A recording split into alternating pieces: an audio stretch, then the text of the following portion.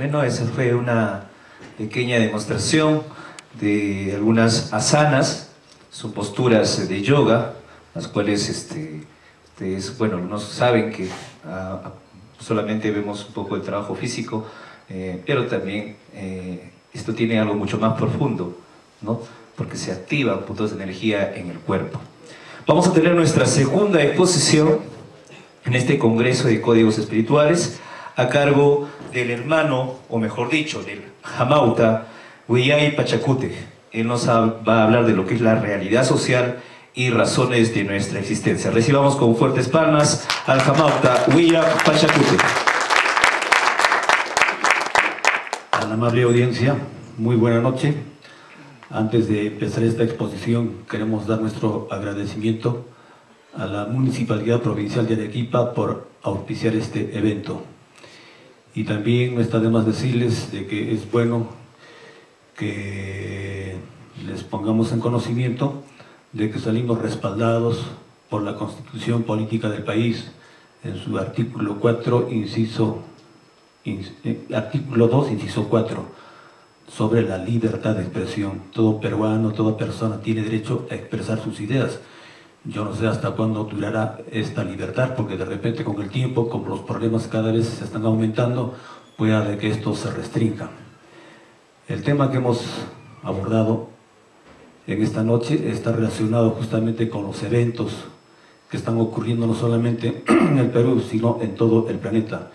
Y es algo que está creando una despersonalización en todos nosotros.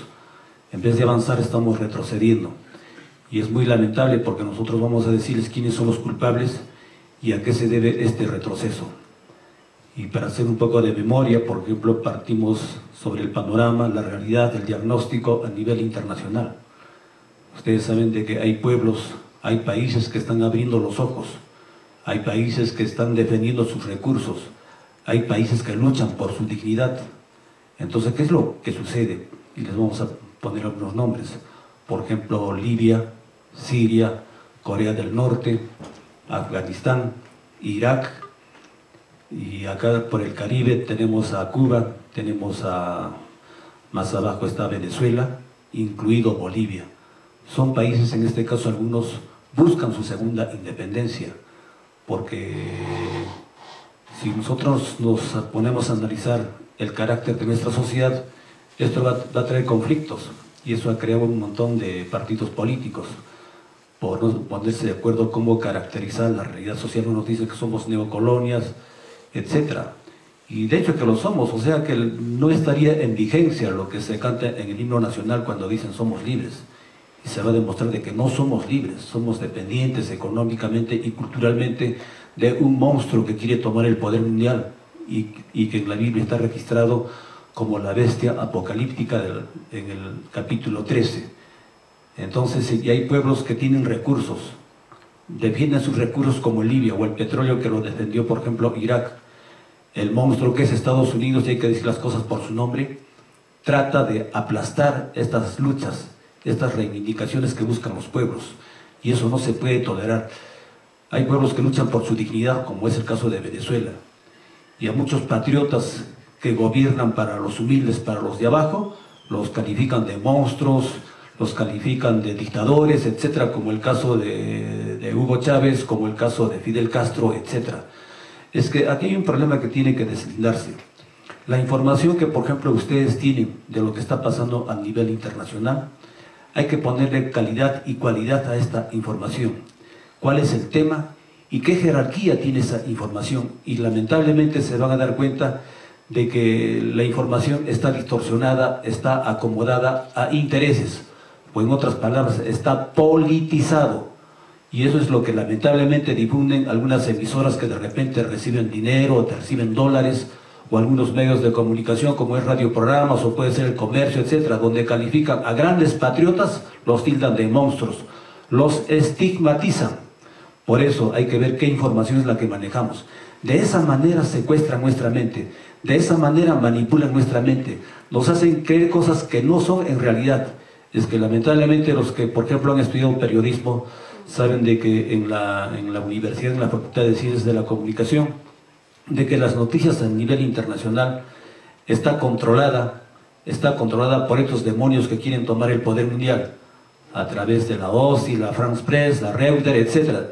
Toda información, toda noticia de lo que pasa en el mundo tiene que pasar por un filtro, que tiene que ser del agrado del monstruo que quiere tomar el poder mundial.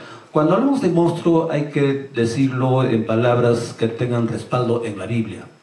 En la Biblia habla de la raza de víboras, al cual Jesucristo valientemente lo señaló en su cara.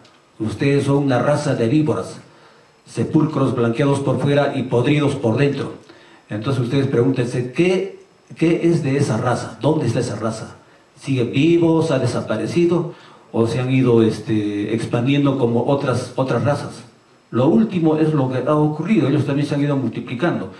Y acuérdense de que esta raza de víboras son los autores intelectuales del asesinato de Cristo, el asesinato más vil que se cometió en esos tiempos.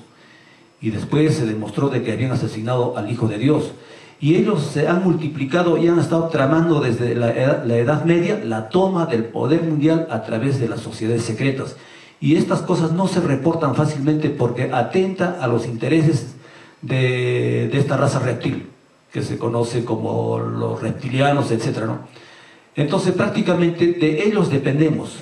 Y es muy triste deciros que, por ejemplo, de toda la población mundial, el 10% está conformado por esta raza, que son un grupo de millonarios que manejan todo, la industria farmacéutica, el armamento, el petróleo, toman las grandes decisiones.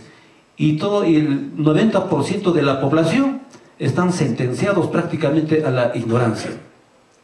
Cuando nosotros abordamos este tema, también analizamos la realidad nacional. Y ustedes ven que la corrupción es el mal endémico de estos tiempos. Y nadie se libra de la corrupción. Y si alguien se libra, no llega ni al 2 ni al 3%. Por ejemplo, en el Perú, para nadie es un secreto de lo que está pasando en Lima. También ha salpicado la corrupción entre el Ejecutivo y el Legislativo.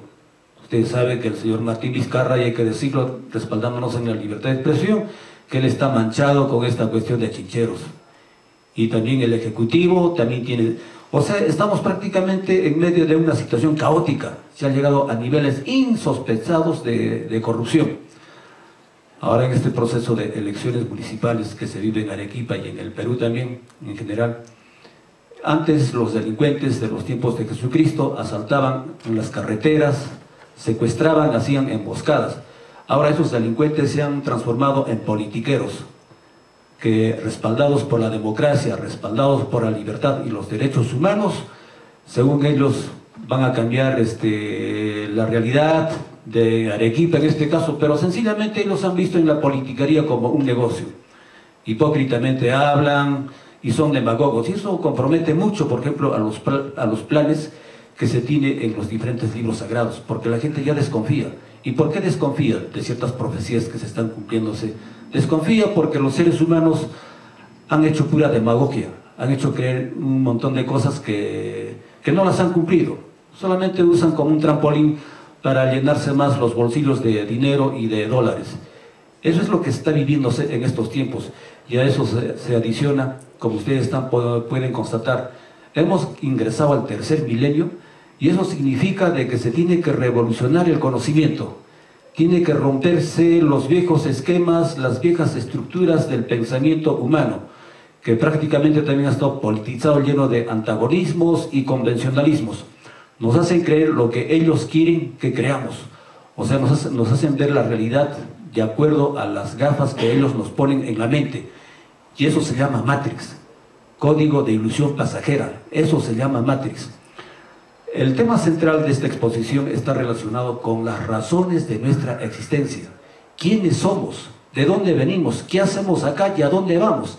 Es necesario que se resuelvan estas interrogantes, porque de lo contrario vamos a caer en lo que se llama esas corrientes filosóficas como el existencialismo y el nihilismo. O sea, no creer en nadie, vivir por vivir, no creer en nada ni en nadie. Y eso es muy peligroso. De ahí incluso puede derivar hasta en enfermedades, como el Swami dijo antes, ¿no? La mente está contaminada por malos pensamientos, sentimientos, emociones, y eso incluso afecta al sistema inmunológico. Por eso es urgente replantear y saber a qué hemos venido a este mundo. Pero primero tenemos que hacerles un deslinde entre lo que es religión y lo que es espiritualidad. Religión es el conocimiento, en este caso, de la Biblia, aquí en Latinoamérica, porque en otros sitios conocen el Corán, los Vedas, etc. Es el conocimiento y la práctica de la Biblia, adicionado con puntos de vista de seres humanos. O sea, han metido sus dogmas, sus pensamientos personales, los curas, los pastores, etc. Y les podemos poner algunos ejemplos. Por ejemplo, en la Biblia no está la primera comunión, no está la confirmación. Ahí no dicen nada del Papa. El Papa dice que es infalible, ahí no dice nada. Eso se llama religión, lo que en el marxismo se llama una especie de revisionismo, cuando uno no se centra en el marxismo, igualito no se centran en el cristianismo, entonces son revisionistas de los evangelios o del mismo cristianismo.